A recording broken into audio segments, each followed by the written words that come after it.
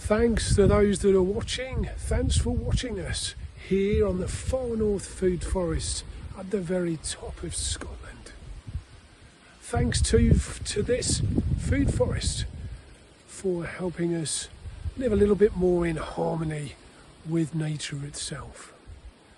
Today we're going to talk about the old enemy, the wind, and how it's affecting your garden. We get a lot of rain here, and the rain affects the soil in terms of loosening the topsoil, which is then blown away along with essential nutrients by the wind. The wind can damage branches and stems, and here often used to blow whole plants away. It desiccates, in other words, it creates drought-like conditions on the soil and on the plant itself. And of course then you have problems with pollinators, who sometimes get blown off track, or pollen gets blown away totally, or the flowers themselves can come off in the wind. So what can we do about our problems? Well, you can see here inside the food forest, even though the wind is still blowing, in the centre it's quite calm because of the trees and the hedges and the sort of rooms that we use within the garden by creating smaller little sections, each one of which slows down the wind. And that is what you're trying to do. You're not trying to stop the wind, because that will often make the wind come over the top of the boundary, the hard boundary that you have, and actually then disturb your plants anyway. You're looking to slow it down like it is here, where these roses are almost completely still. So you need to choose trees that will help you on the outside of your food forest. But there are things you need to think about first before you start deciding the trees. I mean, you might think about sycamores, like these trees which are quite hardy in the wind.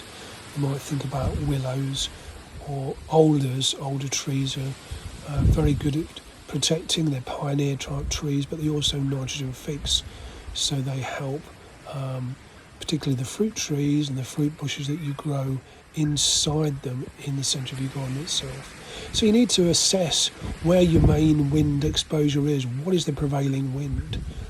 What natural windbreaks do you have, maybe like the house, but then what wind tunnels does that create if you have the house there, or solid structures there?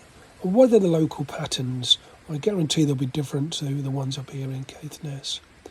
So these are things you need to think about as you start to formulate your idea in how to protect your food forest, and particularly those things that you want to grow to eat in the centre of your food forest. An example here is Weasley is climbing on the top of this cherry tree here, which has some protection from the house behind, but also the elder trees that we've grown to make sure it gets some protection. The only problem is here the prevailing wind tends to be all the way round because the land is so flat.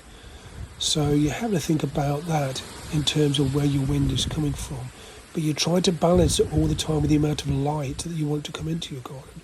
You don't want it to be too dark. And often we're cutting back trees, branches, to make sure we have enough light for the shrubs below, for the fruit bushes, the herbs. So the tree here is getting blown a little bit from actually the south, so it doesn't have all the protection we need. So think about trees, living things that you can use as windbreaks. As I said, willows, alders, sycamores. Think about multi-layering these things, hawthorn bushes, maybe sea buckthorn bushes. Think about the structures that you can use, that you can build yourself, the types of windbreaks. Make sure they're slatted so the wind can come through to a degree. We might use the plastic mesh windbreaks. We need to make sure the wind comes through and gets slowed down. So those are some ideas that we have for you. Think about the plants that will survive in your area, things that will adapt to the area itself. Not only the wind, but obviously the soil and the type of soil that is there. We hope that helps. Weasley did get down from the tree and was safe after all. So bye for now, and thanks for joining us in the far north food forest.